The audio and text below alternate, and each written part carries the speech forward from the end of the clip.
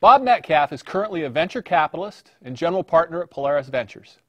After receiving 2 bachelor's degrees from MIT in 1969, Bob earned a master's degree in applied mathematics and a PhD in computer science from Harvard University. While Dr. Metcalfe is known for founding 3Com Corporation and for his role as CEO of IDG InfoWorld Publishing Company, Bob is best known for helping pioneer the Internet and inventing Ethernet, the local area networking standard on which he shares 4 patents. Today it's my pleasure to welcome Dr. Bob Metcalfe. Bob, thank you so much for joining us today. So Bob, when you look at the Internet landscape, knowing that you personally had a major role in its creation and its evolution, was there a specific aha moment that got you involved in all of this?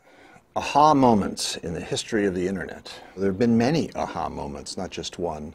We had a land at Xerox Research, but then in Palo Alto, but then Xerox Research in Rochester, New York, wanted some, so they got them. And then someone said, well, these should be connected together. So we built an early router, and I remember the first time we connected Rochester to Palo Alto, and the packets started going between 2 lands, as far as I know, for the first time in history. So that was a pretty big aha moment. And then there was the aha moment in 1979 when Xerox, DEC, and Intel agreed that we should cooperate and make Ethernet a standard. And there was this moment in which I realized in the room that these 3 large corporations were agreeing to work together to make Ethernet a standard. So that's, a big moment. So it looked like it was going to catch on. Tell us about the importance of open standards. The single biggest lesson that the Internet teaches is the importance of creating these open standards or open interfaces or APIs or opportunities for independent and fiercely competitive innovation and serendipity. A great example of that is that, we built the Internet, TCP/IP and Ethernet were both invented in 1973, and then were, documented and proliferated. The World Wide Web, which you've perhaps heard of, was invented in 1989 on top of this system of open standards. Of course, it added 3 more standards, HTML, URLs, and HTTP.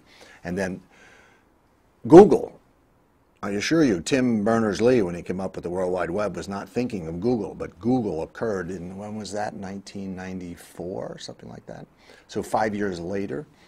So by creating these opportunities for innovation, these open standards, these APIs, all sorts of wonderful things happen, and I think that's what we mostly learned from the Internet, and we got to figure a way to proliferate that idea.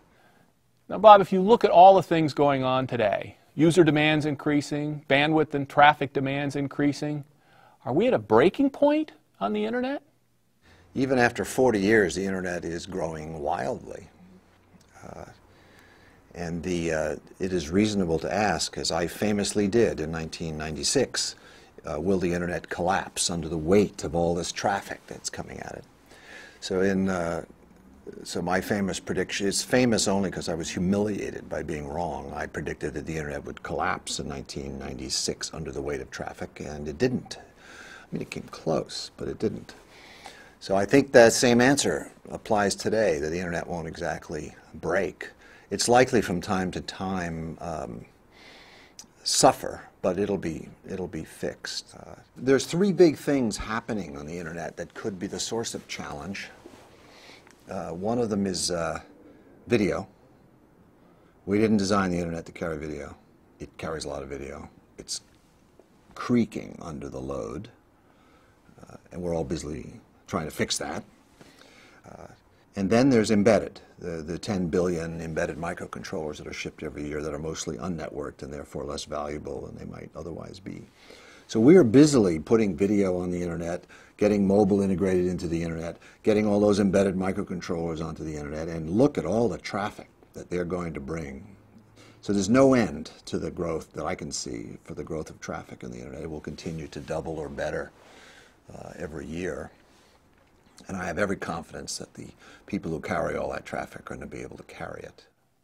Now, let me switch to security. In 2005, you said that improving the security of the internet required that router vendors start inspecting source fields. What's your view on how the industry as a whole has kept up on that bargain? What other security concerns do you think must be addressed? Some of our failure to solve the security problem is ideological. That is, the designers or the intelligentsia of the internet have an ideological problem, and the core of it is that anonymity is really high on everybody's priority list. They want to protect their privacy by being anonymous. Anonymity should be an exception.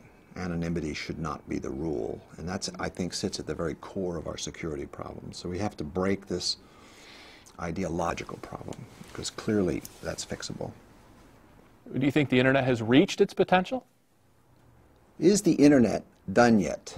As a venture capitalist, I've started investing in energy, and sometimes people think that that means that the internet is done now, that I think that the internet is done now. But au contraire, the internet is not done yet. It's just getting started. And I tend to think of energy not as the next thing I'm doing, but as the next killer app of the internet. The internet has done commerce, email, VoIP, telephone, it's done all, and now the next major app, actually there's 3 of them, but one of them's energy, one of them's healthcare, and one of them is education. So those are the next 3 big killer apps of the internet, and so there'll be lots more. We're going to have a lot more fun with the internet. There's so much progress that has gone on in these last 40 years. Do you think we will keep up that pace of innovation, and what do you think it will take to maintain or even accelerate it? If we want the internet to continue being vibrant, and we all do, I suppose, then we need to be careful that it doesn't get bogged down in monopolies and regulation and that stuff, and instead is a platform for startups and fierce competition among teams of innovators. As long as we can promote that model, I think it'll stay vibrant. Bob, thanks so much for being with us today. It's been a real pleasure.